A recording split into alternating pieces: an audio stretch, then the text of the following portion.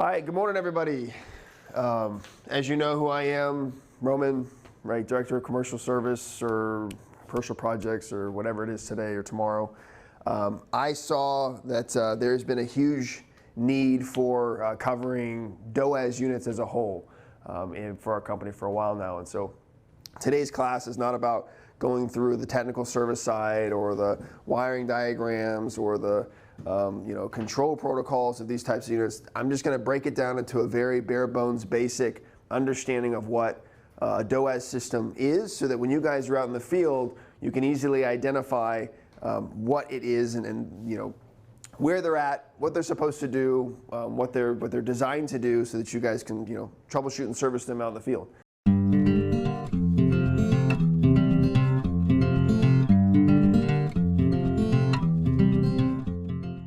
Does anybody want to tell me possibly what DOAS stands for besides you? Anybody who's still in bed want to tell me what DOAS stands for? DOAS. I don't know what that stands for. Okay. Well, at least you're honest on it. I respect that. It's Dedicated Outdoor Air System.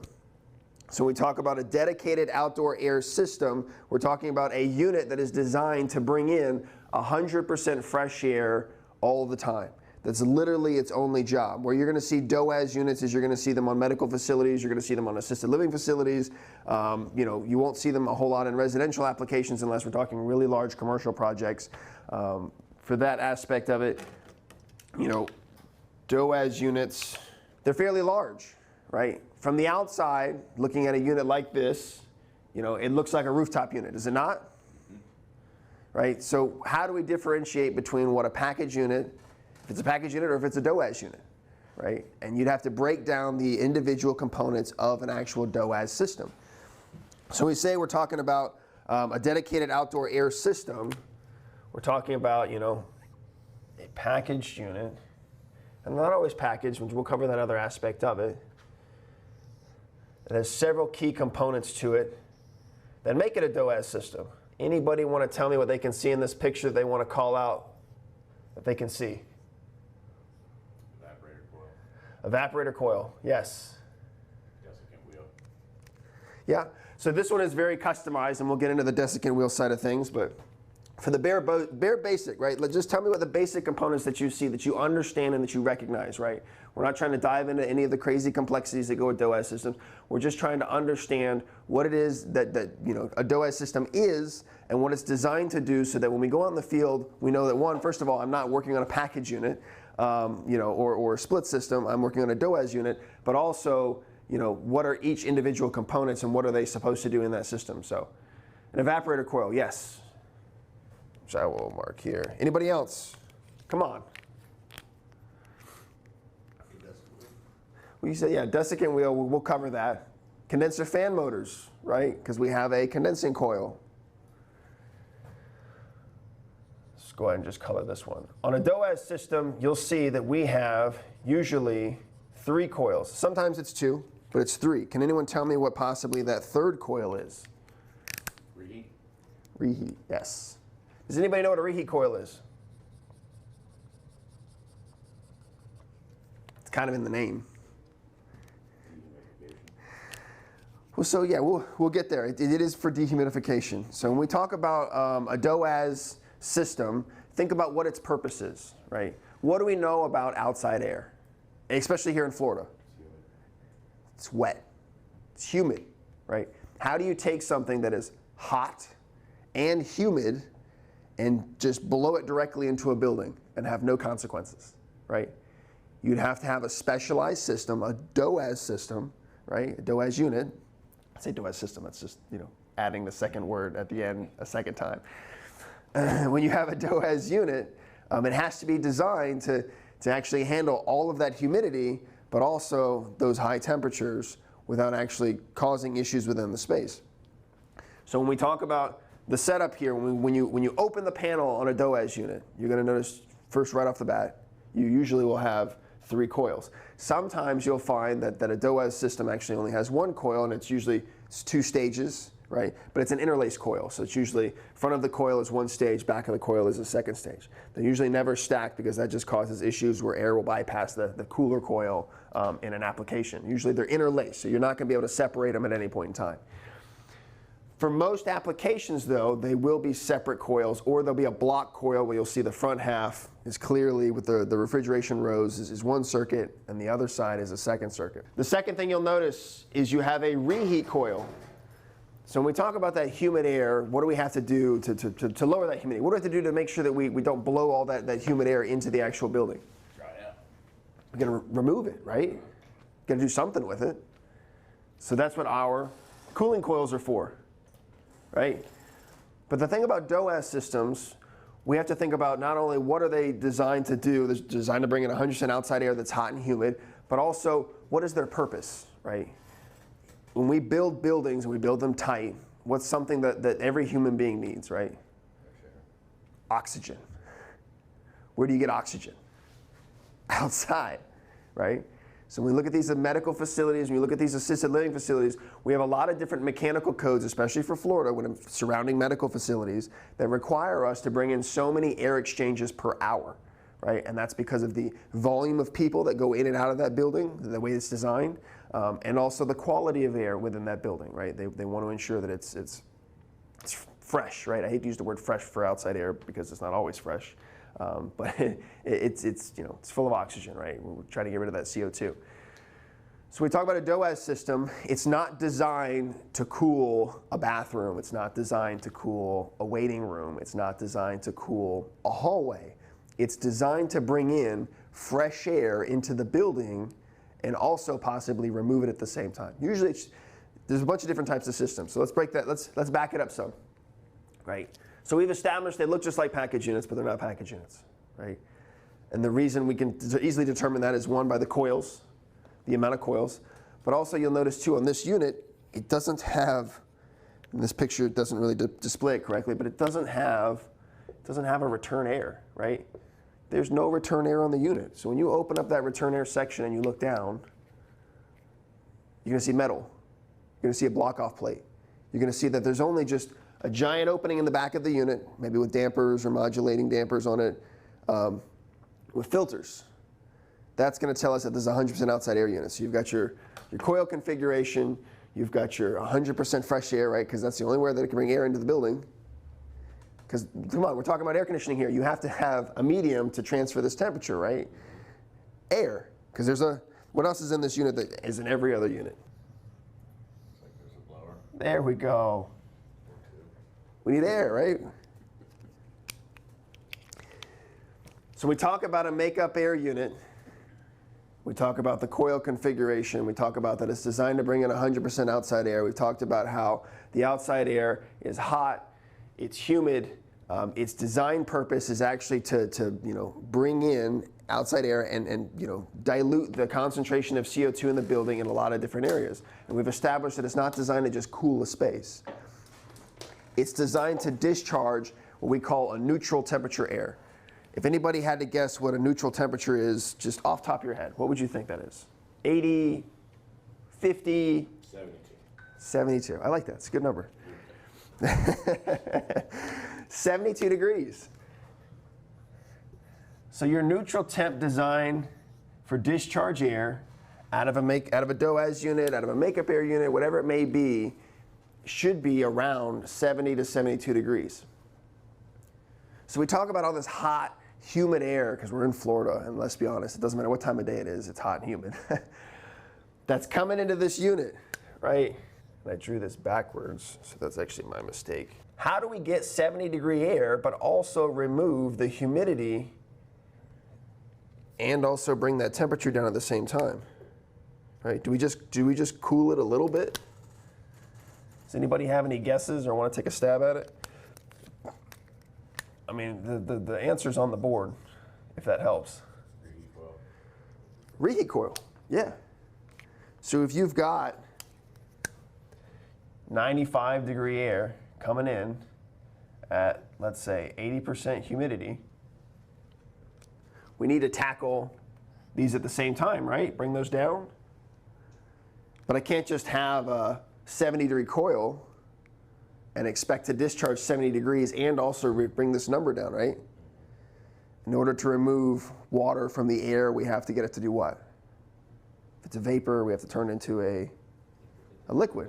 Okay, get it to condense, which means it has to be below a certain dew point. We want to wring out the water in the air, right? And the way you do that is by having cold coils, right? So these coils here would be, let's say this one's 44 and this one's 38 degrees, right?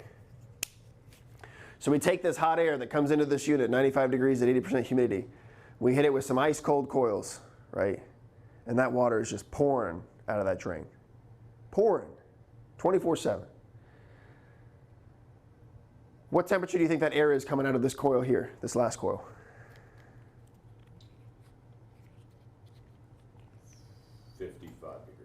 Yeah. Cold, right? Wouldn't say it's hot. I hope it wouldn't say it's hot. It's cold. So now we've got to take, let's just put a number up there, 54 degrees, right? So what if this reheat coil wasn't here, right? We remove the humidity, we're good, right? What if I just take a DOAS unit and I just spit 54 degree air out all the time? Building's gonna satisfy real quick. Well, it may satisfy, right?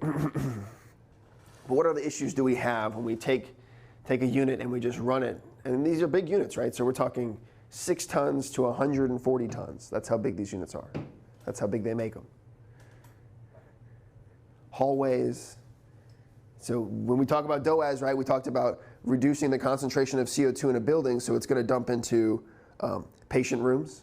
It's going to dump into hallways. It's going to dump into the kitchen. It's going to dump into elevator room. It's going to, wherever there is people occupying the space, this unit is probably feeding. It's probably feeding in a riser, right? It's probably, if this is a 7-story building that we have here, right, and our DOAS unit is on the roof, just chugging along, spitting air out, it's probably feeding every single floor, right? Not just one.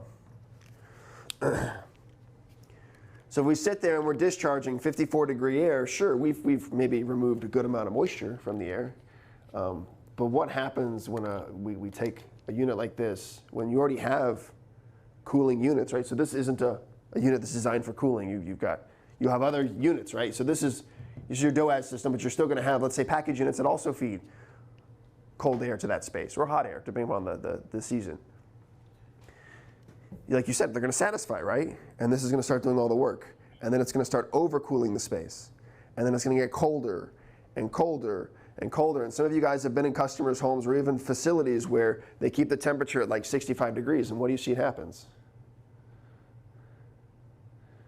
The walls, they start to sweat, right? The floors get cold. The ceiling tiles warp. It's a humidity nightmare, right? So in order to fix that, because that's not what this is designed for, we use what we call a reheat coil, right? And that reheat coil is designed to bring that 54 degree air back up to 70, 72 degrees. You'll notice that every hotel here in the state of Florida, and probably most every other state, has either a giant one of these that does the entire facility, or multiple on several different roofs that does every single room in that hotel. It's required. It's required by law. Because we breathe in oxygen, we expel CO2. It's just the natural state of human beings. So we have to take that into account when we design these systems. Any questions on this so far? Right? So what are the things we've identified on how do we determine a DOAS unit, besides the fact that it looks like a giant package unit? Could have 3 coils, yes. You got cooling coils and a reheat coil. You will find that this reheat coil, 9 times out of 10, is made of a microchannel, right? You guys have all seen microchannel coils, usually aluminum based, right? This is a flat coils, hex pattern. It's basically a condensing coil in the airstream. Why is that? Why microchannel over a tube fin? It's just the exchange of temperature. It's very efficient. More efficient. Yeah. Doesn't hold a lot of refrigerant well either, so. Yeah. But the conditions too, it's bringing in 54 degree air. Now, if we were talking about using microchannel when it was bringing in 120 degree air, we'd have an issue. But for this sake, it works really well for exchanging temperature. Second thing we know, right? It's sucking in 100% outside air. I mean, it's in the name, dedicated outdoor air system, right? No return duct. No return duct. No return duct yet. It gets more complicated. I'm just breaking down the basics, right? This could be a makeup air unit that feeds a kitchen. This could be a DOAS system that feeds a hotel. But this is the way that it's designed to be set up. So, like I said, guys, I'm not here to teach you how to work on AON units. I'm not here to teach you how to work on any other DOAS system, maybe made by Trane or any other manufacturer. I'm here to show you the basics so that when you go out in the field and you say, wait a minute, why the heck does this unit have 3 coils?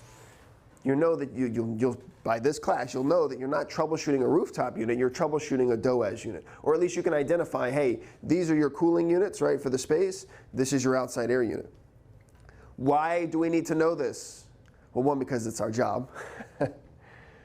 But two, for that service call that you ran, right, where a building was in a negative pressure, right, where should I go to figure that out? Should I go to the exhaust fans?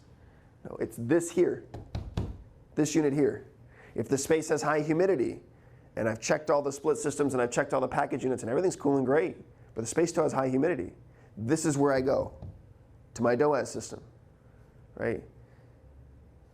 People don't realize that building health passes or fails based on this unit alone, right?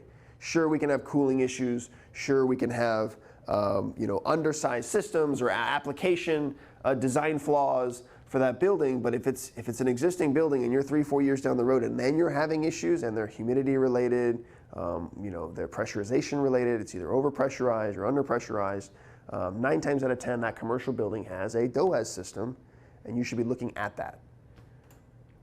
Not running around checking superheat and subcool on split systems. I mean, unless that only that area has cooling problems, right? But when we're talking about a building as a whole, this is what's responsible for that. So let's dive in a little bit deeper. So we know that it has 3 coils. Outdoor fans don't matter, right? Outdoor fans on a DOAS system, like a package unit or a split system, are determined based upon the capacity, right? The bigger the unit, the greater the capacity, the more fans it needs to exchange that amount of heat for that larger coil that is rated for that capacity. So it doesn't really matter how many fans it has. All right, so let's look at that picture a little bit more. Okay, so when we talk about DOAS systems, they usually come in 2 different formats, right? There's the package kind, and then there's the split system kind. You've seen the split system kind. It's at a house. Oh, yeah. That's a DOAS system. It may not bring in 100% fresh air all the time, but that setup is what it's for. So how about these Trane RTUs that have reheat coils and economizers? I mean, is that essentially the same? That's an added dehumidification function. Okay. Right. That's So it's not a DOAS unit, no. Yeah, not a DOAS, obviously. Correct, yeah. And that would be because it has a modulating economizer and probably a return air. You'll notice in this picture here, The 2 new Cumberlands, the ones with the rack systems, they do have a York DOAS on each of those buildings. Gotcha. As well as RTUs. Gotcha, yeah. No, it's good to know. So you'll see here the 2 areas that I circled. You'll notice that you have one. The one on top is basically like a modulating system. This is a DOAS unit. However, it does have a return air. And so based upon, this is just more efficient, right? Based upon the time of year, outside conditions, CO2 levels in the space, it will modulate that upper damper to minimize bringing in outside air and just recirculate space air and either dehumidify it or cool it down or just recirculate it, right? And the maximum efficiency of this is just that this system has CO2 sensors either in the space, on the ceiling, in the discharge duct, so that it knows exactly how concentrated the CO2 is in the building to say, hey, I need outside air, right? Dilute the air. And so the purpose of this, you could look at this and you say, well, Roman, you said, DOAS units don't have return airs, but, these are customized units to meet every application, each different application, if you will. So yes, at the bare bones, they're this, right? This is the cheap version. This is the one that gets tossed in last minute, right? But this is the complex version, right? So you see the modulating dampers, the return air, and then the actual outside air, and then we'll go one step back from that. When we go one step back from that, you see that heat recovery wheel. How many of you guys have seen a heat recovery wheel out in the field? Was it running? Yeah. Was it dirty? Maybe. That was a Munter's unit. Yeah, so Munter's does it completely different. Yeah. They do it actually, I would say the right way, right? I don't want to say there's a wrong way, but you know, their setup and design is actually completely different than what this is, and we have a class on that. We'll talk about that too. So you got a heat wheel, right? In order for that heat wheel to work, right, you got to have something happen. Right, that goes in here. Heat wheel. It's in the name, guys. The wheel isn't actually physically hot, but it's a wheel, right? It's a circle, right? That wheel is designed to rotate, like all wheels do. I know, I'm laying it on heavy today, right?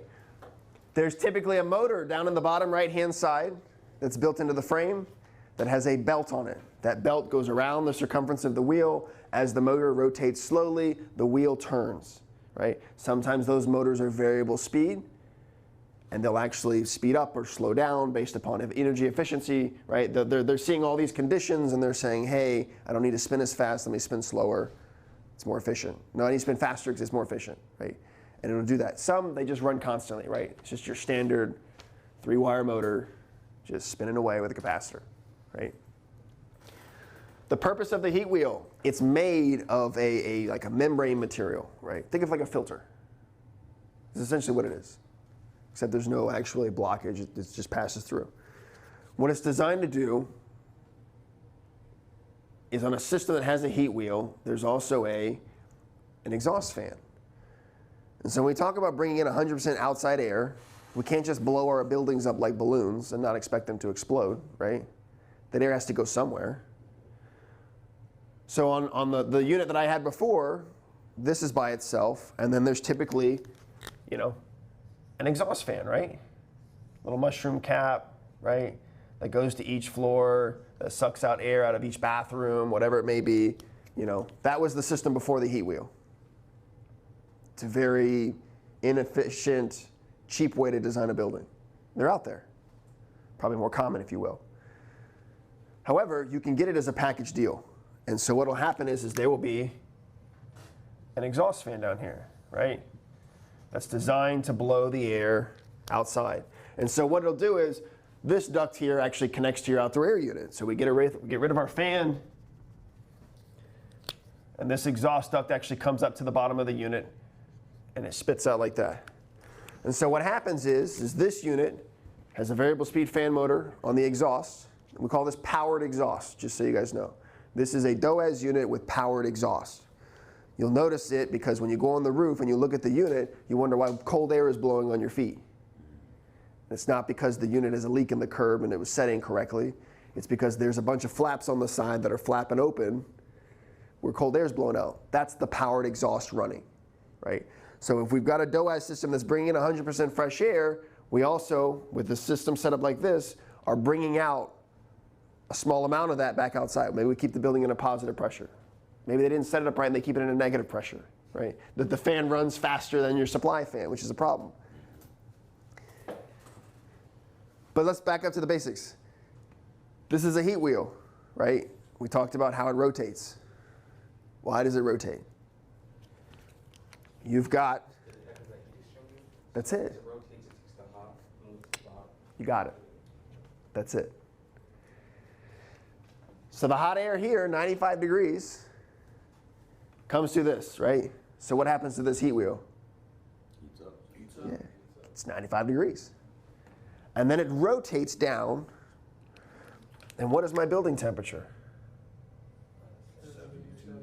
72, 74? It's not 72 here in Florida, right? There's no way buildings are getting that. The heat we're having. 74 degrees, right? So you take your 95 degree air and you hit it and you rotate it down and then it gets hit by 74 degree air. What happens here? You get an exchange of heat. So this air that's coming into this wheel is 74, and it comes out at 86. We picked up some heat. It's a good thing. But let's go back to why we're doing this in the first place. So the wheel gets hot, right? Rotates down, and we pick up heat, and then we blow that heat outside, right? We just picked up that heat, and then we tossed it back outside. Didn't go anywhere. Just a little loop. Yep. What happens to the 95 degree air when it leaves this wheel? Because now this wheel is 74. It's cooler. So you've got a 74 degree cool wheel that rotates up to 95 degrees. It has to pick up that heat, but in order to pick up heat, what has to happen? It has to be an exchange.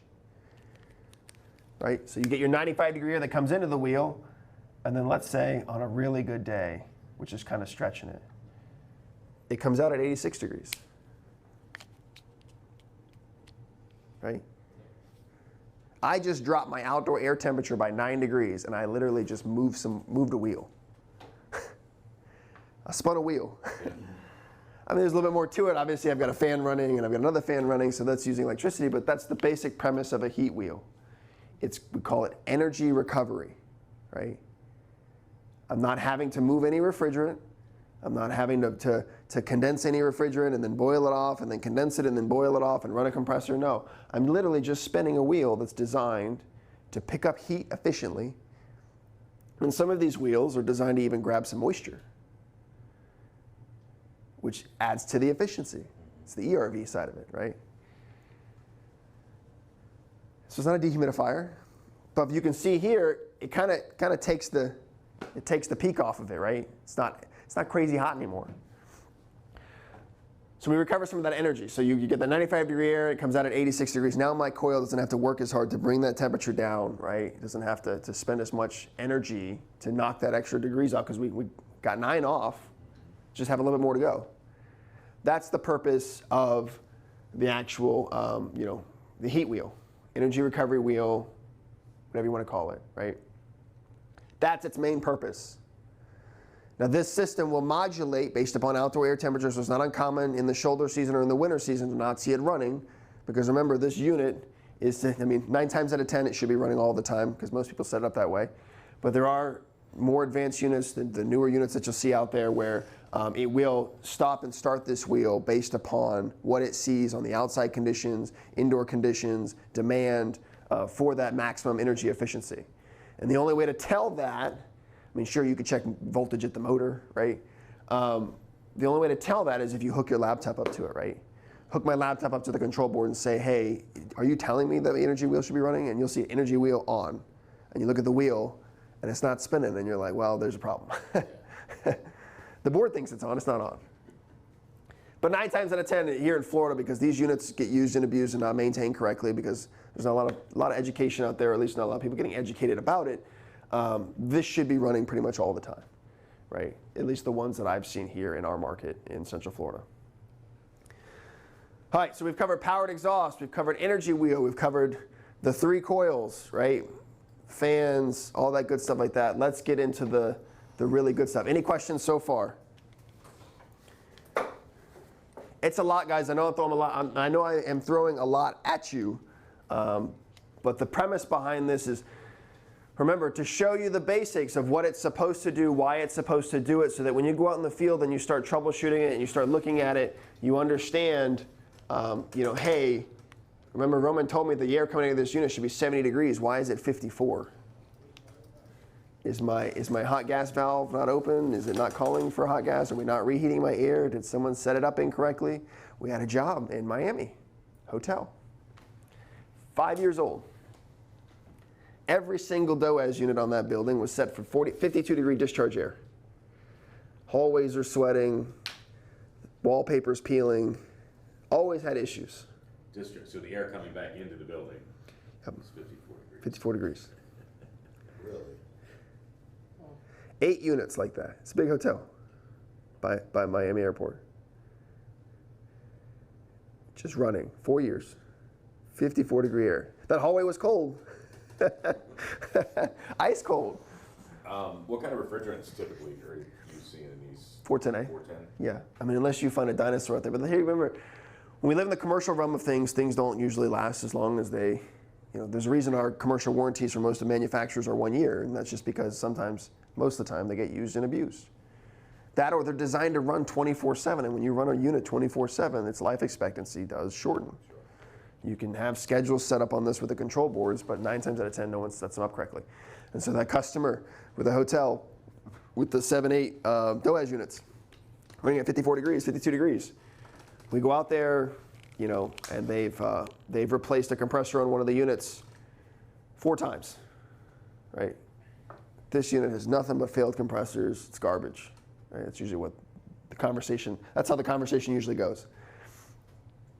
We look at the unit and we hook up our service laptop with the correct service tool to access the programming and see all the pretty graphics of the fan running and the compressor pumping refrigerant. And they state, well, no one has ever done that before, right? Didn't even know you could do that.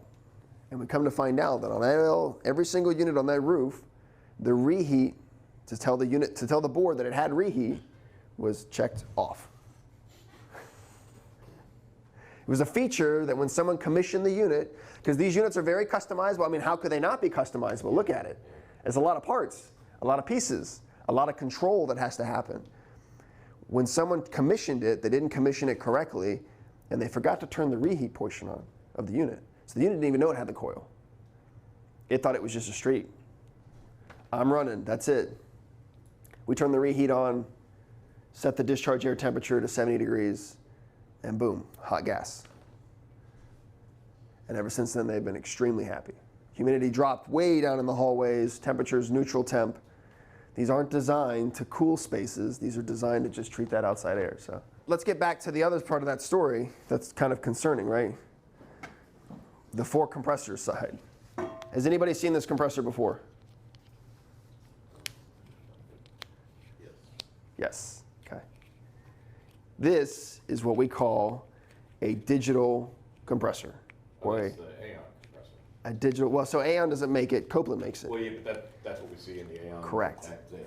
This is what we call a digital compressor. It's not like, digital and analog, right? There's no clock on the compressor itself. The digital portion of this compressor is how we control it. Why would we need, before I erase this drawing completely, why would we need a digital compressor? Let's dive into what is a digital compressor first. So a digital compressor is kind of like a variable speed compressor without actually physically changing the speeds of the compressor, right? Why would we need a compressor that can vary capacity? Anybody want to take a guess? Vary capacity, so a compressor that's 6 tons, why would we need a 6-ton compressor to act like a 2-ton compressor, or a 4-ton compressor, or a 5-ton compressor, or a 2.5-ton compressor? Why would we need a compressor to do that? Yeah, to modulate based upon demand, because this outdoor air isn't always 95 degrees at 80% humidity. Sometimes it is 65 degrees at 54% humidity, right? And these two temperatures and humidities are wildly different, right? And so since the unit's running almost all the time, it's not always going to need that No. stronger compressor. Do you need as much capacity to lower this temperature and remove this humidity, right? Let's just say, transfer this energy as opposed to this, right? No, you would need a lot less. And we're just warming it up a little bit. That's where a modulating compressor comes in. And I kind of use the word modulating a little loosely because it's not really, it isn't a modulating compressor. Varying capacity, that's the correct term, varying capacity. So a digital scroll, a digital compressor, it looks just like this. Kind of funky, right? It's got a line coming off the top with a solenoid valve on the top, 24-volt control, usually. Let's get into the meat and potatoes of it. Let me erase this. So we understand now, right? Because this unit runs 24/7 and the outdoor air conditions change, we need a compressor that can vary capacity. And so when we talk about varying capacity, right, we talked about that, you know, up and then down and then up and then down for that capacity scale for that, let's say, a 6-ton compressor. How do we do that? How do we change capacity? How do we change capacity on a compressor without changing speeds? Because this is not an inverter compressor, right? Those are two different things. You've got inverter compressor over here, which actually, you know, takes AC voltage to DC voltage, then pulse width modulation, simulates AC voltage, and changes the actual speed on how fast the compressor spins. On a digital compressor, we vary capacity by basically changing which way the refrigerant goes, right? A digital scroll or a digital compressor, right, is also what we call an unloader compressor, right? So when those technicians went to that roof, in the story I was telling you, and they heard the compressor going, they thought there was a problem. And so they changed it. And when they changed it in the summer. And what do we know about summer? It's hot, it's humid, and that compressor runs at full speed, and so stop making the noise. And then wintertime came around, and gosh dang it, the noise is back. It's bad again. And they did that 3 years in a row, not understanding that that's what it's designed for, right? A digital compressor is designed to take the hot gas that comes off your discharge line from the compressor and redirect it back to the suction line. So you have your compressor, right? And I'm going to butcher the drawing of compressors. Much better at cutting them open than I am at drawing them. Okay, so you have your discharge gas coming off the top of your compressor. Hot, high pressure. Your suction gas coming back into your compressor, right? We go up, we go through our scroll set, we come back out, boom. Basic refrigeration process of a compressor, right? Now let's get wild with it, right? Let's take that line and let's dump it back over into my suction line. Got a little solenoid valve up here. And so when my compressor is loaded, operates as a normal scroll compressor. Runs like every other compressor. Delivers the exact amount of capacity it's rated for because that compressor is running at 100% speed. When my compressor is unloaded, that hot gas is then redirected back to my suction line, back into my suction inlet. All right, so when we talk about a digital scroll, we talk about digital compressor. This is our time frame. 15 seconds. In that 15 seconds, we will be on and then off, right? Let's say we're at halfway point. So 7.5, 7.5. Does anybody want to guess what speed this is? I know I'll throw them a lot at you right now. So high speed would be 100% off, right? Because then it would be disengaged and all refrigerants going where it's supposed to go. Yeah, 50%. 50%. How'd you determine that? It's half of the time. It's half of the time. So I'm on, remember on, energized, open. These are things we understand as a technician. I'm bypassing. And then after 7.5 seconds, I turn off. Now I'm re-engaged. I'm running at full speed. And there's more that's going on within this compressor. Don't just let me tell you that it's, why don't they just put it out here on the discharge line and then, toss it back over. There's more going on inside this scroll set that allows it to do this without damaging the compressor, and I have an animation to actually show you that. But for the mere purpose of this, right, let's say you're going to a service call on a Friday, it's always at 5 o'clock, it's out of town, right? You've been on a roof all day, chasing a maintenance guy around trying to find the right keys to get to the roof so you can get to the dang unit. You get to your unit, your laptop battery's dead, you don't have the charger because the charger broke, right?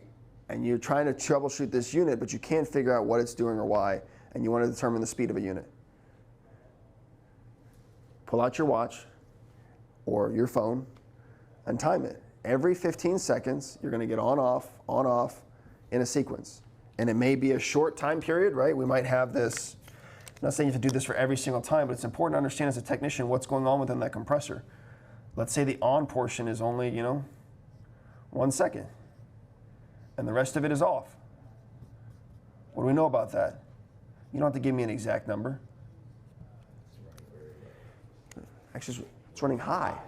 High. Yeah. This could be 95% capacity demand, right? This would tell me the demand is high.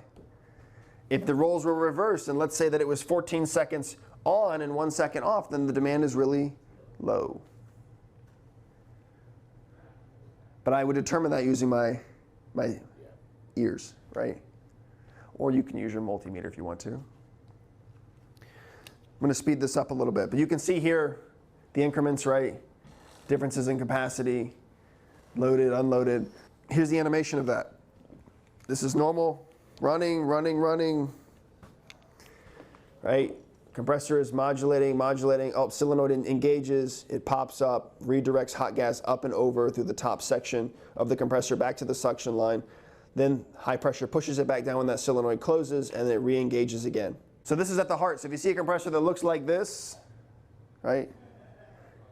This is actually fairly old technology. We're kind of getting away from it, going to inverter compressors, just because it's a lot more accurate and efficient. We have a lot more speeds, we have a lot more control. Because you have to remember, when I run a compressor at 100%, right, am I really saving a whole lot of energy?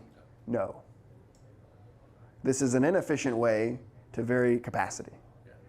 Because I'm still spending all my bucks on electricity and amp draw and all the good stuff for a full-size motor, and I'm getting none of the extra benefits, right? I'm actually losing some of them. But I can vary my capacity to where the unit doesn't have to work as hard, right? I'm not moving as much refrigerant, maybe the fan can slow down, whatnot. So that is a digital scroll.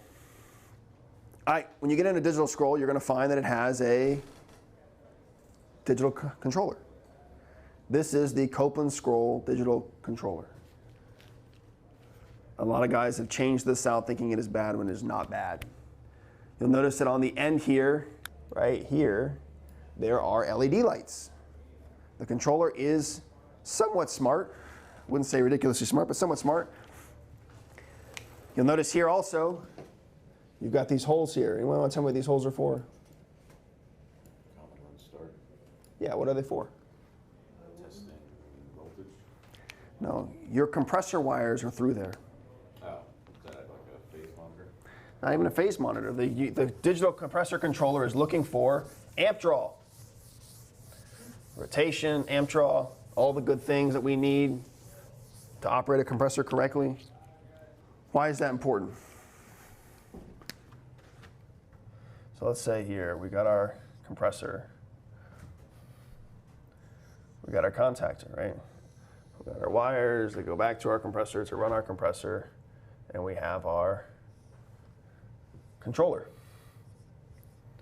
right? It's a very crude drawing, but this controller says, hey, run compressor, right? Sends a signal, energizes 24 volts, contactor pulls in, sends high voltage to the compressor, right? But then the controller says, hey, there's no amp draw on this wire. That compressor's not running. And so what does it do? It throws an error code and says, bad contactor. And so you, being the technician who can read error codes, you go and you change out the contactor. And you turn it back on, and it gives you the same error code. These faults are not designed to tell you what's wrong. They're designed to point you in the right direction. And so what do we know about contactors and their control? What controls a contactor? Yeah, a 24 volt signal, 120 volt signal, one of those things, right? What do we know about wires or low voltage, 24 volts that goes to a contactor to control a compressor? What does it have? It has safeties, thank you.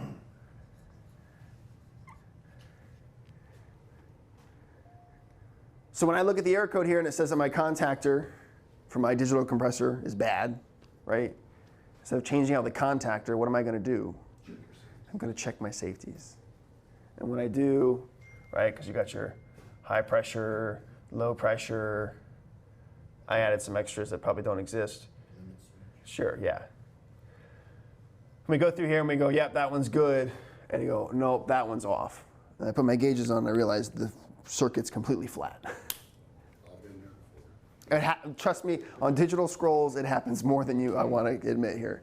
And it's always that discharge line where it comes out because of the vibration, it cracks the copper and you get a micro leak. Or the reheat coil that's microchannel that someone took, an insane amount of chemicals to for 2 years in a row and rotted it out, right? It happens. So my premise to you is not to teach you everything about this controller, because obviously that's going to have to happen in the field or have one here in person so you can actually poke and prod at it, because I'm a firm believer in hands-on. This class is to get you aware of the components so that you know what they are. I expect each and one of you to, if you come across this out in the field, you give me a call and we'll troubleshoot it together. This will kick your butt every single time. That's the error codes. So then let's jump over to the other side of it, right? There's that cycle that we talked about, right? There's your compressor. There's your contactor to turn the compressor on. Let's talk about what drives the compressor to turn on in the first place. 0 to 5 volt DC signal.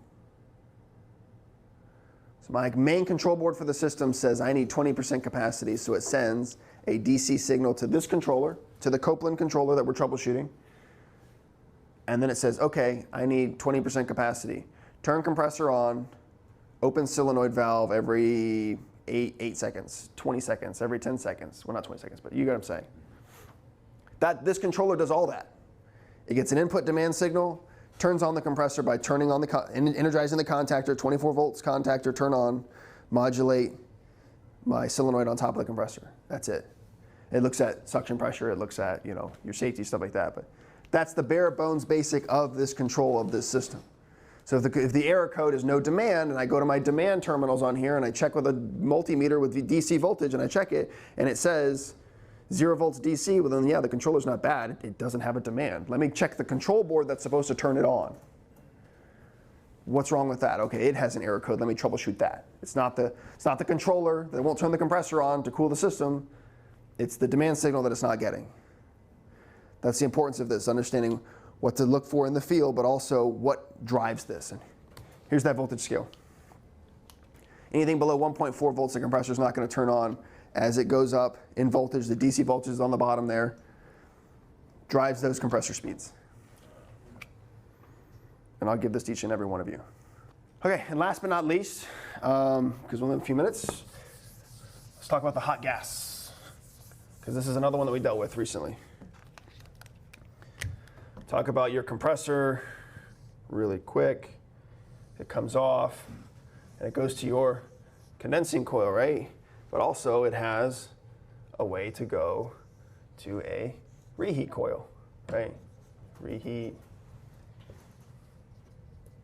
condenser, right? In these lines you will find, and I can post a picture of it in the channel, looks like a little 45-degree valve. It's a modulating valve. You'll read the thing and it'll say suction, modulating, transducer, whatever you want to call it.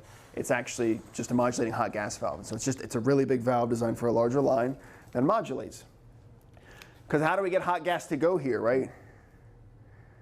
Sure, this coil might be colder than that coil, so maybe it naturally migrates, but how do we actually physically redirect the hot gas? Because here's the thing, right? Do I need 100% hot gas all the time? Probably not. I may only need 10% or 20% or 90%. And so you don't modulate that with an expansion valve. We're just trying to reduce the flow. We wouldn't do that with a compressor because the compressor's already too busy trying to modulate to keep the coils cold. It can't also do the same thing for the hot gas. And so we have modulating hot gas valves. And you'll find that these boards on your first valve, because it looks like this. It's a 45-degree valve. Goes like this. The body comes off there. You'll find that the wire from this valve lands on the board in this order: red, green, blue, right? This goes to valve 1.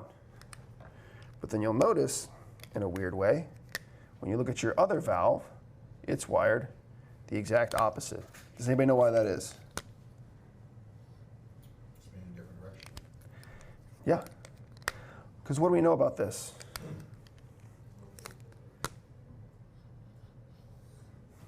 If one opens, the other one has to close, does it not?